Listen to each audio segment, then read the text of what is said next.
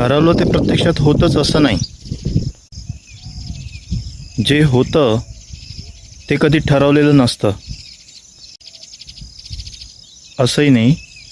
कदाचित यालाच आयुष्य म्हणतात. म्हणजे थोडक्यात सांगायचं असं आहे की आपण जे ठरवतो ते होत नाही आणि जे ठरवत नाही ते होतं, आहे की नाही.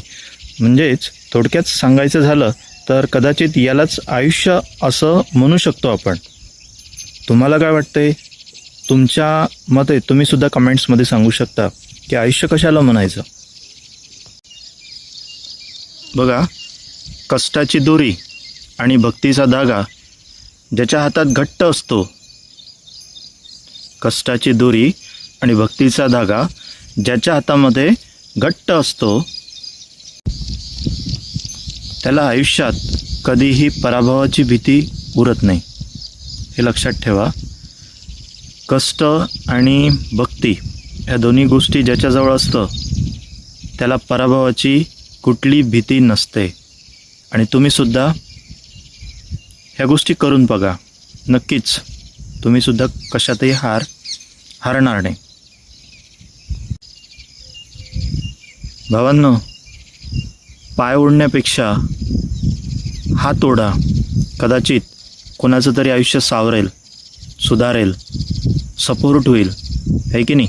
म्हणून पाय ओढण्यापेक्षा हात जर ओढला तर नक्कीच हात ओढणाऱ्याचंही भलं होईल आणि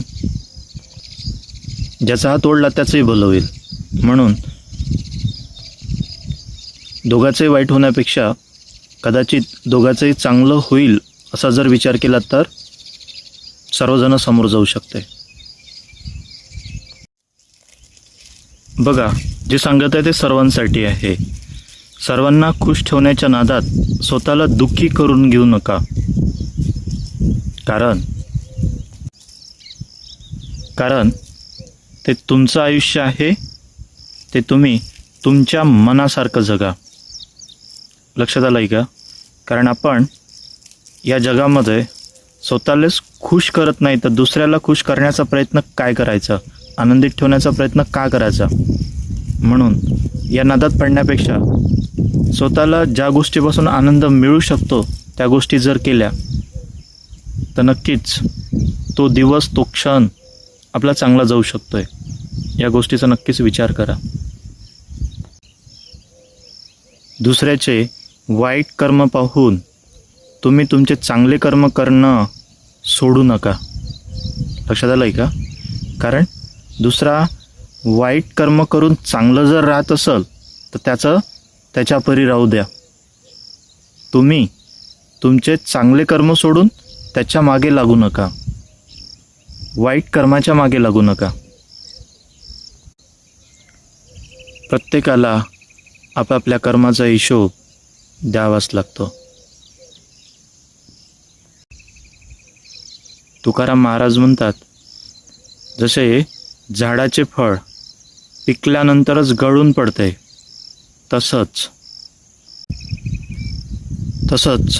कर्माचे फळ मिळण्यासाठी संयम आणि सातत्य ठेवणं गरजेचं असतं. काय होतंय की आपण घाई खूप करतोय आणि घाईमुळे सर्व वाया चाललं जाते.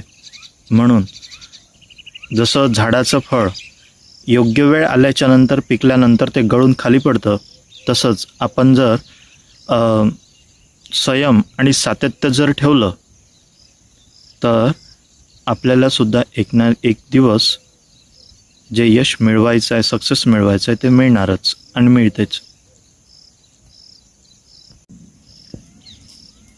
सांगायचं काय आहे की यशस्वी कथा वाचल्याच्या नंतर फक्त काय मिळतो आपल्याला? संदेश मिळतो. बरोबर आहे. यशस्वी कथा ज्या वेळेस वाचतो आपण त्यावेळेस आपल्याला संदेश मिळतो त्यातून. तर मग काय करायचं? तर जे अपयश झालेल्यांच्या ज्या कथा आहे त्या वाचायच्या, त्या नेमक्या लक्षात घ्यायच्या, कारण त्यातून यशस्वी होण्याच्या कल्पना मिळतात. ठीक आहे, असं डॉक्टर APJ अब्दुल कलाम म्हणतात. म्हणून काय लक्षात घ्यायचं आहे, कुठला संदेश लक्षात घ्यायचा आहे ते तुम्ही ठरवा आणि कमेंट्समध्ये तुमचं मत सांगा. नमस्कार फ्रेंड्स, आपल्याला अशाच नवीन मोटिवेशनल जे काही थॉट्स, काही विचार जे तुमच्यासमोर सादर करत असतो नेहमी व्हिडिओच्या माध्यमातून, ते असेच बघण्यासाठी चॅनलला सबस्क्राईब करा, लाईक करा, शेअर करा. थँक्यू.